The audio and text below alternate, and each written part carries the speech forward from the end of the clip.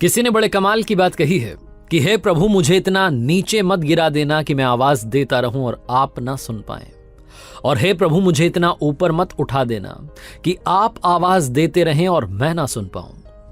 Hi guys, मेरा नाम है आरजे कार्तिक। आपके लिए एक छोटी सी कहानी। ये कहानी एक घुड़साल के एक अस्तबल के मालिक की, जिसके पास में बहुत सारे घोड़े थे, लेकिन उम्र के ढलान के साथ में उम्र जाती जा रही थी और घोड़े भी कम होते जा रहे थे। उसके पास में एक ऐसा समय आया कि सिर्फ 2 घोड़े बचे थे। उसका एक लड़का भी था, वो चाहता था कि उस बिजनेस को लड़के को सौंप दे, लेकिन उसे भरोसा नहीं था कि बच्चे में समझ है कि नहीं है, वो संभाल पाएगा कि नहीं संभाल पाएगा। वो कहते हैं ना, जब बुरा समय आता है तो ज्यादा ही बुरा आता है। इस व्यक्ति की जिंदगी में बुरा समय चल रहा था और इतना बुरा आया कि उन 2 घोड़ों में से भी एक घोड़े की आंखें कमजोर होने लगी, उसे दिखाई देना कम होने लगा और धीरे धीरे काफी इलाज करवाया उसके बाद में भी उसकी आंखें चली गई, वो अंधा हो गया। अभी जो 2 घोड़े थे ये साथ साथ जाते थे बाहर किसी काम से, तो वापस नहीं आ पाते थे। एक तो पहुंच जाता था, दूसरा वाला रास्ता भटक जाता था। इस आदमी को बार बार उसे ढूंढने के लिए जाना पड़ता था। ये परेशान रहने लगा था। एक दिन उदास बैठा हुआ था अपने अस्तबल में, तब इसका लड़का आया। उसने देखा कि पापा उदास हैं, तो उसने पूछा कि पापा क्या हुआ। तो इस व्यक्ति ने बता दिया कि क्या करूं, मेरा तो समय खराब चल रहा है।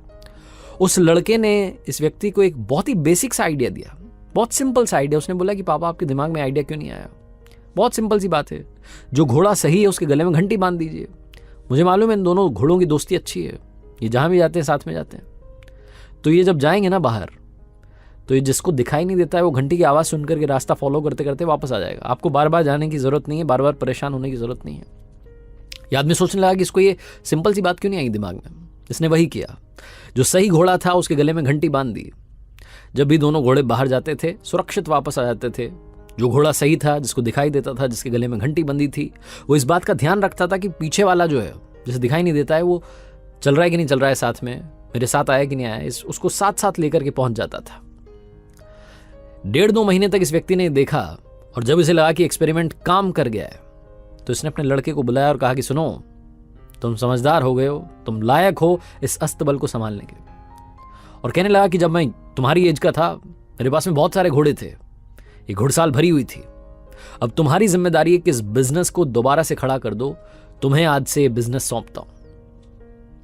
कहानी तो खत्म हो गई है, छोटी सी कहानी है, लेकिन ये कहानी घुड़साल की, घोड़ों की, घंटी की नहीं है। ये कहानी आपकी और हमारी है। अस्तबल का मालिक यानी कि वो ऊपर वाला जो हम सब का मालिक है। और ये जो 2 घोड़े हैं ना, ये आप में से और हम में से ही लोग हैं। इस वक्त इस धरती पर ये दोनों घोड़े मौजूद हैं।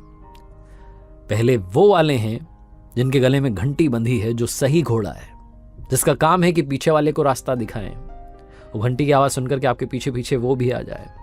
और दूसरे वो वाले हैं जिनको दिखाई देना कम हो गया है, जो इस वक्त उस अंधे घोड़े के किरदार में हैं, जिनको मदद की जरूरत है।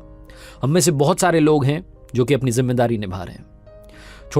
छोटा सा काम है, छोटी सी बात है जो आपके साथ शेयर करना चाहता था कि अगर आप सक्षम हैं तो ये मान के चलिए कि ऊपर वाले ने आपको वो घोड़ा बनाया है जिसके गले में घंटी बंधी है, जिसकी जिम्मेदारी है कि उस पीछे वाले घोड़े को रास्ता दिखाएं।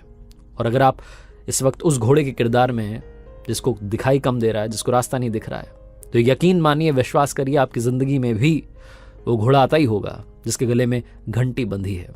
ज्ञान की बातें बहुत सारे लोग करते हैं, ज्ञान सबके पास है, मुस्कान बांटते चलिए, यही आपसे कहना है।